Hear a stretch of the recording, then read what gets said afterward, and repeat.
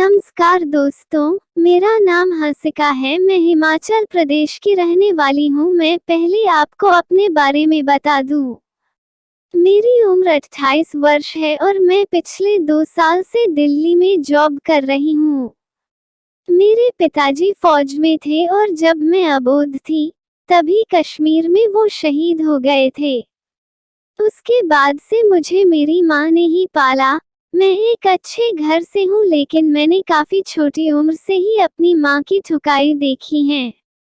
मैं आज आपको अपने द्वारा देखी पहली सच्ची घटना बता रही हूँ। ये बात काफी पुरानी है, लेकिन मुझे ये बात आज तक बिल्कुल सही याद है। मैं और मेरी माँ, जिनका नाम विमला है, हम हमारे नए घर में रहते थे। हमारा घर नया था और शहर से थोड़ा बाहर के इलाके में बना था। हमारे घर के आसपास उस वक्त केवल 3 घर और थे। उनमें से एक घर में कोई नहीं रहता था और एक में एक अंकल और आंटी रहते थे। एक अन्य घर में मेरी सहेली मेघा और उसके पापा, जो पेशे से डॉक्टर थे, वो रहते थे। उसकी मम्मी नहीं थी। मेघा मेरे साथ ही स्कूल में पढ़ती थी और ज्यादा समय मेरे पास ही रहती थी। मेघा के पापा का नाम सुरेंद्र था। वो जब भी अपने क्लिनिक जाते तो मेघा को मेरे घर पर ही छोड़ जाते थे। सब कुछ ठीक चल रहा था, लेकिन उस दिन से मेरी जिंदगी एक अलग मोड़ लेने वाली थी। मेरी माँ की तबीयत कुछ दिनों से खराब चल रही थी, तो सुरेंद्र अंकल ने उन्हें अपने क्लिनिक पर चेकअप के लिए बुलाए। माँ ने मुझे कहा, मैं थोड़ी देर में आ जाऊंगी, मेरी तबीयत ठीक नहीं है, मैं दवाई लेकर आ जाऊंगी। ये सुनकर कि वो शहर तरफ जाने वाली हैं, मैं भी उनसे साथ चलने को कहने लगी। पहले तो माँ ने मना कर दिया, मगर मैं जिद करने लगी तो बाद में वो मान गईं और मुझे और मेघा को अपने साथ स्कूटी पर बैठाकर ले गईं। हम लोग दोपहर के करीब 2 बजे सुरेंद्र अंकल के क्लिनिक पर पहुंच। वहां केवल एक मरीज था, तो अंकल ने हमें बाहर बैठने को कहा और रेशमा आंटी, जो अंकल की सहयोगी थी, उनको क्लिनिक बंद करके घर जाने को कहा। वो क्लिनिक बंद करके 5 मिनट बाद चली गई। कुछ देर बाद वो मरीज भी वहां से चला गया और अंकल ने क्लिनिक को अंदर से बंद कर दिया। उसके बाद वो मेरे और मेघा के लिए कुछ चिप्स और बिस्किट लाने चले गए। थोड़ी देर बाद अंकल खाने की ढेर सारी चीजें लेकर आए और हमें खाने को दे दी। फिर मम्मी बोली, बेटा, मैं चेकअप करवा कर आती हूँ, आप लोग यहीं बैठ। इतना कहकर मम्मी वहां लगे टीवी में एक कार्टून चैनल लगाकर अंदर चली गई। मैं और मेघा खाने और कार्टून देखने में व्यस्त हो गए। धीरे धीरे काफी समय बीत गया और मेघा टीवी देखते हुए सो गई। मैंने कुछ देर टीवी देखा, फिर सोचा कि बहुत देर हो गई, मम्मी अभी तक नहीं निकली, एक बार जाकर बुलाती हूँ। ये सोचकर मैं अंदर चेंबर के तरफ जाने लगी। जैसे ही मैं गेट के पास पहुंची, तो मैंने जो देखा वो मुझे आज तक याद है। मैंने देखा कि मेरी माँ की सलवार और पैंटी नीचे जमीन पर गिरी हुई थी और मेरी माँ अपनी टांगे फैलाई कुर्सी पर बैठी हुई थी। उनकी गुफा में अंकल अपनी उंगली पेर रहे थे। उस वक्त मैं बहुत छोटी थी। ये सब मेरे समझ में बिल्कुल नहीं आ रहा था कि चल क्या रहा था। मैंने वहीं से आवाज लगाई, मम्मी क्या हुआ आपको? मेरी आवाज सुनकर मेरी माँ और अंकल दोनों बकबका गए। माँ ने मेरी तरफ देखा और घबराहट में बोली, कुछ नहीं बेटा, अंकल मेरा चेकअप कर रहे हैं और इलाज करेंगे, आप बाहर जाकर बैठो। माँ के इतना कहते ही अंकल झट से उठकर आए और मुझे केबिन से बाहर ले आए। वहाँ अंकल ने मुझे कुछ चॉकलेट आदि दिए और समझाने लगे, बेटा, मैं मम्मी का इलाज कर रहा हूँ, इसमें थोड़ा टाइम लगेगा, तब तक आप कार्टून देखो और ये चॉकलेट खाओ। इतना कहकर अंकल ने मुझे टीवी के सामने बिठा दिया और खुद वापस अंदर चले गए। उन्होंने केबिन का दरवाजा अंदर से बंद कर लिया। मैं दोबारा कार्टून देखने में व्यस्त हो गई। मैं इस बात से बिल्कुल अनजान थी कि अंदर अंकल मेरी मां ठोकने वाले हैं। कुछ देर तक सब कुछ सामान्य रूप से चलता रहा, मगर इधर मैं बिल्कुल अकेली पड़ गई थी। मैंने सोचा कि जरा एक बार जाकर देखूं कि मां का इलाज हुआ या नहीं। जब मैं वहां गई, तो दरवाजा बंद था। तब मैंने बाहर से आवाज भी लगाई, मगर अंदर से कोई जवाब नहीं आया। मुझे समझ नहीं आ रहा था कि मैं क्या करूं। तभी मैंने सोचा कि एक बार खिड़की से देखती हूँ कि अंदर क्या चल रहा है।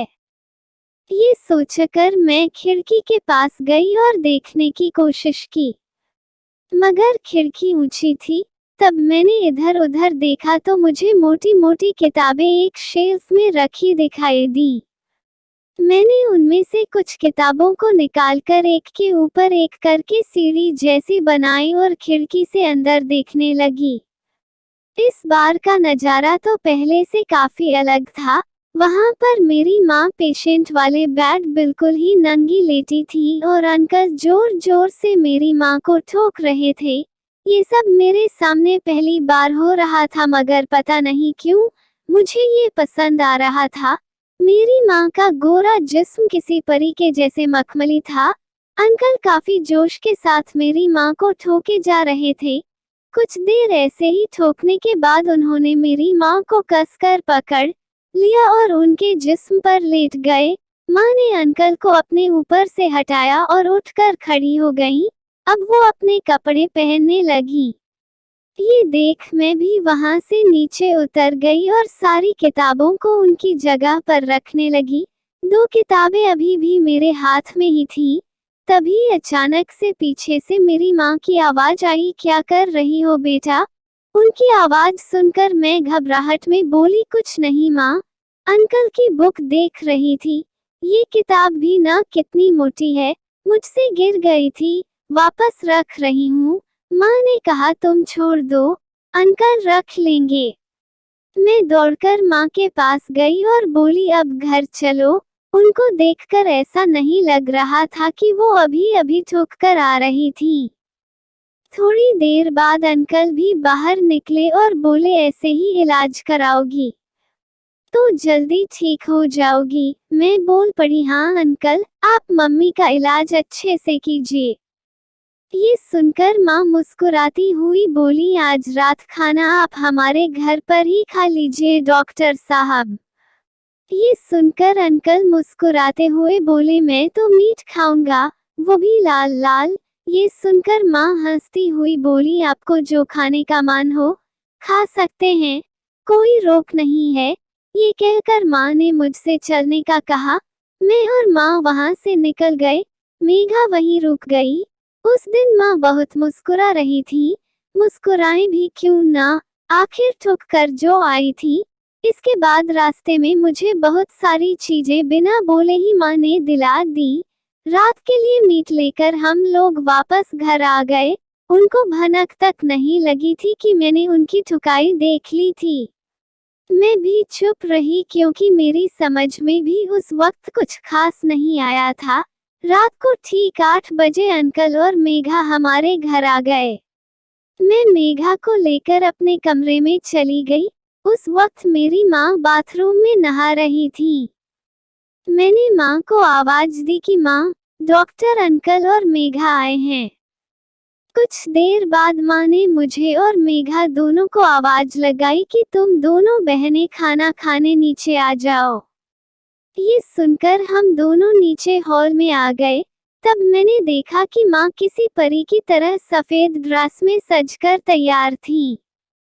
उनके पूरे बदन से परफ्यूम की अच्छी खुशबू आ रही थी। अंकल ने माँ की तारीफ की और कहा आप बहुत सुंदर दिख रही हैं। हमने साथ बैठकर खाना खाया।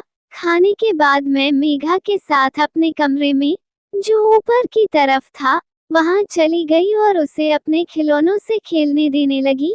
कुछ देर खेलते खेलते हम दोनों की आंख लग गई। बहुत रात को मुझे प्यास लगी तो मेरी नींद खुली। मैंने देखा कि मेघा मेरे बाजू में सोई हुई है। मैंने सोचा कि नीचे किचन में जाकर पानी पी लेती हूँ। ये सोचकर मैं धीरे धीरे सीढ़ियों से उतरकर हॉल में आई और वहाँ पानी पिया। मैं जब पानी पी रही थी तब मैंने देखा कि मेरी मम्मी के कमरे की लाइट अभी तक जल रही थी, जबकि मम्मी लाइट बंद करके सोती थी। तो मैं लाइट्स बंद करने जाने लगी तो वहाँ मैंने बुदबुदाने की आवाज सुनी। वो आवाज मेरी माँ की थी। मैंने पर्दे के पीछे से झांक कर देखा तो मेरे सामने बिल्कुल दोपहर वाला नजारा था। माँ और डॉक्टर अंकल दोनों बेड पर नंगे लेटे हुए थे और माँ डॉक्टर अंकल से कह रही थी कि दोनों बच्चियां जाग जाएं। इससे पहले आप मुझे जी भर के ठोक दो। इतना कहकर माँ डॉक्टर अंकल को चूमने लगी। वो दिसंबर का ठंडा महीना था। कमरे में गर्म वाला ब्लोअर चल रहा था, जिससे अंदर का वातावरण अनुकूल था। ठुकाई की कहकर मेरी माँ ने अपनी गोरी टांगों को फैला दिया और उनकी एकदम गुलाबी गुफा मेरी आंखों के सामने आ गई थी। अंकल माँ के ऊपर चढ़े और बोले, साली छिनाल, 3 बार ठुकवाकर भी मन नहीं भरा तेरा। इस पर मेरी माँ वासना भरे स्वर में बोली, मैं बहुत प्यासी हूँ, मेरी इस प्यासी गुफा को एक बार और रगड़कर ठोक दो। इतना सुनते ही अंकल ने मेरी माँ को अपनी ओर खींचा और दोनों टांगों को कसकर फैलाकर ठोकना शुरू कर दिया। मेरी माँ के मुंह से निकलने लगा, आहा, और ठोको मेरी जान, ऐसे ही, आह, ये गुफा तुम्हारी ही है। उनकी मादक आवाजें निकलने लगी, अंकल अब तुम्हारी जवानी केले के लिए नहीं तरसेगी विमला रानी। ये कहकर अंकल मेरी माँ को धक्का-पेल ठोके जा रहे थे। पूरा कमरा फच फच की आवाजों से गूंज उठा था। ऐसे ही काफी देर तक और ठोकने के बाद अंकल ने मेरी माँ की खूबसूरत गुफा में अपना सारा रस डाल दिया। मेरी माँ और अंकल दोनों काफी हौंफ रहे थे। दोनों एक दूसरे को चूमने और चाटने लगे। अंकल मेरी माँ से बोले, तुम्हारी गुफा बेहद खूबसूरत है विमला, मैं तो इसका दीवाना हो गया। जिंदगी में मैंने पहले कभी इतनी प्यारी गुफा नहीं ठोकी थी। ये सुनकर मेरी माँ मुस्कुराती हुई बोलने लगी, क्या आप भी डॉक्टर साहब? मुझे तो शर्म आ रही है। इस पर शायद अंकल भड़क गए और कड़क आवाज में मेरी माँ को देखते हुए बोले, साली छिनाल, 4 बार ठोकने में तुझे शर्म नहीं आई और अब तुझे शर्म आ रही है। साली, आज तुझे इतना ठोकूंगा कि तू शर्माना भूल जाएगी।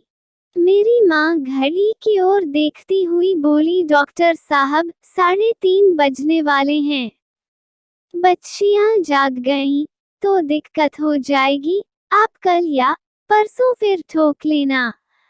मैं आज बहुत थक गई हूँ और वैसे भी कौन सा मैं कहीं भागी जा रही हूँ। इस पर अंकल बोले, तुम बच्चियों की चिंता मत करो, सुबह 5 बजने से पहले मैं तुम्हें ठोककर निकल जाऊंगा। तुम ठोकने के लिए ही बनी हो, अपनी गुफा के साथ अन्याय मत करो। इसे जी भर के ठुक लेने दो। ये बोलते ही अंकल मेरी माँ के ऊपर फिर से चढ़ गए। अब वो अपने केले को धीरे से मेरी माँ की गुफा में डालने लगे। मेरी माँ मुस्कुराती हुई बोली, बड़े मादरच हो आप डॉक्टर साहब। अंकल बोले, काश तुम मेरी बीवी होती। मेरी माँ उनको चूमते हुए बोली, अभी तो आपकी ही बाहों में हूँ, तो बीवी समझकर ही मजा लीजिए। ये कहकर दोनों एक दूसरे को चूमने लगे और डॉक्टर अंकल ने भी ठुकाई तेज कर दी। मेरी माँ फिर से कराहने लगी, ओ डॉक्टर साहब, बहुत मजा आ रहा है, ऐसे ही ठोको डॉक्टर साहब। ये बातें सुनकर अंकल ने रफ्तार और बढ़ा दी और वो मेरी माँ को बहुत जोर जोर से ठोकने लगे। मुझे ये सब देखने में बहुत मजा आ रहा था। अंकल बोलने लगे, कैसा लग रहा है? माँ बोली, बस ऐसे ही ठोकते रहो डॉक्टर साहब। दोनों ठुकाई में इतने मगन थे कि उन्हें कोई दीन दुनिया का कोई होश ही नहीं था। जल्द ही फिर से पूरा कमरा फच फच की आवाजों से गूंज उठा। ठोकते ठोकते अंकल कभी माँ के संतरों को दबाते, तो कभी उन्हें अपने मुंह में भरकर चाटने लगते। माँ भी उनका पूरा साथ दे रही थी और किसी रंडी की तरह धकापेल केला खाए जा रही थी। ऐसे ही बहुत देर तक ताबड़तोड़ ठुकाई चलती रही। तभी अंकल ने रफ्तार बहुत तेज कर दी और एक झटके में सारा वीर्य मेरी माँ की गुफा में टपका दिया।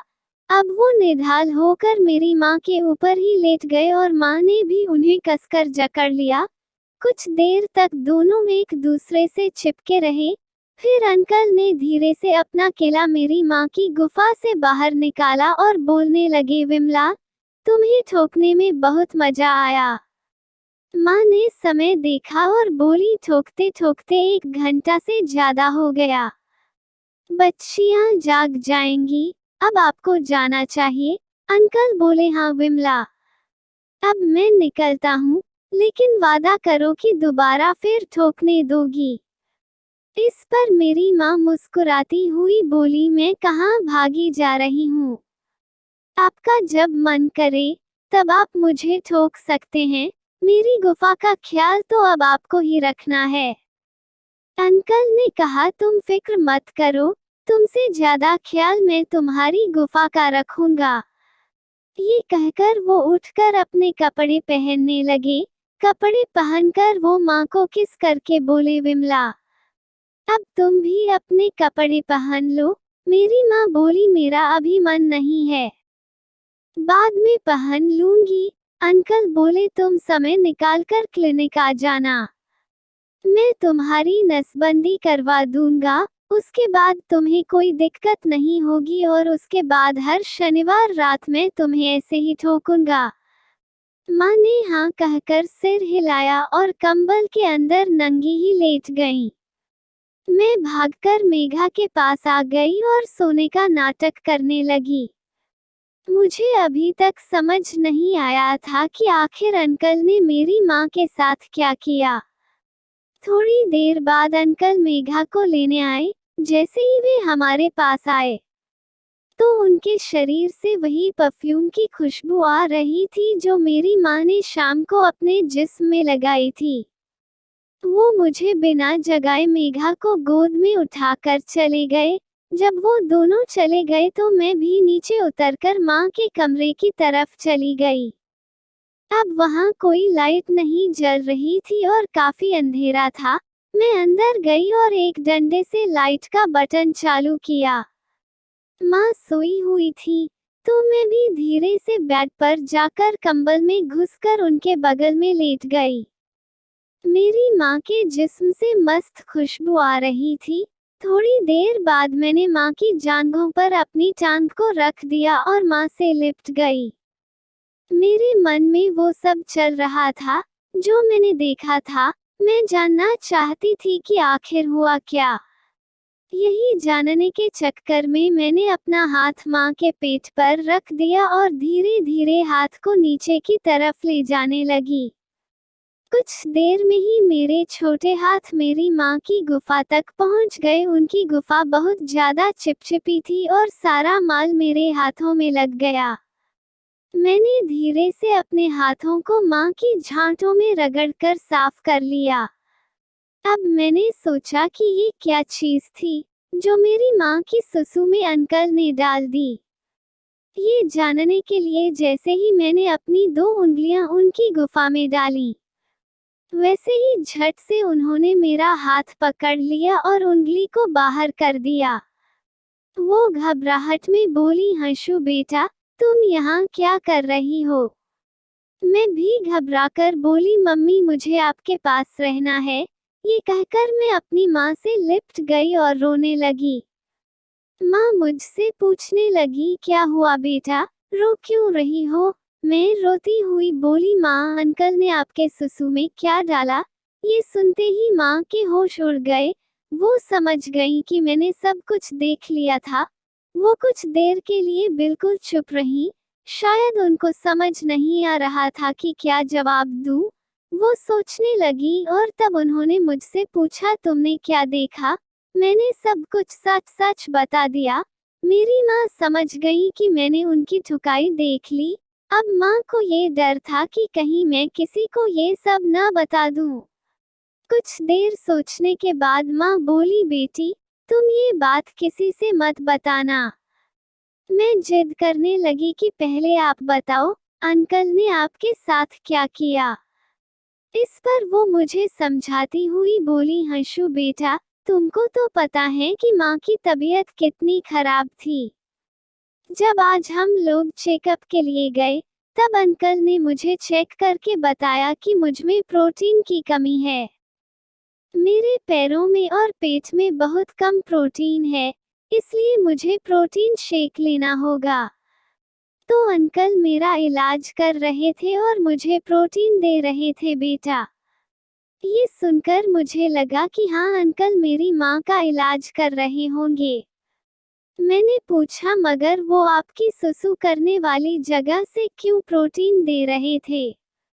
माँ मुस्कुराती हुई बोली, वो इसलिए बेटा, क्योंकि सुसु वाली जगह से मेरा पेट और पैर पास में है ना। उधर से वहां तक जल्दी प्रोटीन पहुंच जाएगा और मैं जल्दी ठीक हो जाऊंगी। मैं खुश होकर बोली, अच्छा, तो ये प्रोटीन दवाई है और आप इससे जल्दी ठीक हो जाओगी। माँ ने कहा, हाँ बेटा, ऐसे ही अंकल मेरा फिर से इलाज करेंगे, तो मैं जल्दी ठीक हो जाऊंगी, लेकिन तुम ये किसी को मत बताना, वरना सब तुम्हें ये बोलकर चिढ़ाएंगे कि तुम्हारी माँ बीमार है। मैंने कहा, ठीक है माँ, मैं किसी को नहीं बताऊंगी। ये कहकर मैं अपनी माँ की बाहों में लेट गई। इसके बाद तो लगभग हर बार मैंने अपनी माँ को ठुकते देखा, और हर बार अंकल मेरी माँ को ऐसे ही बेरहमी से ठोकते करते थे।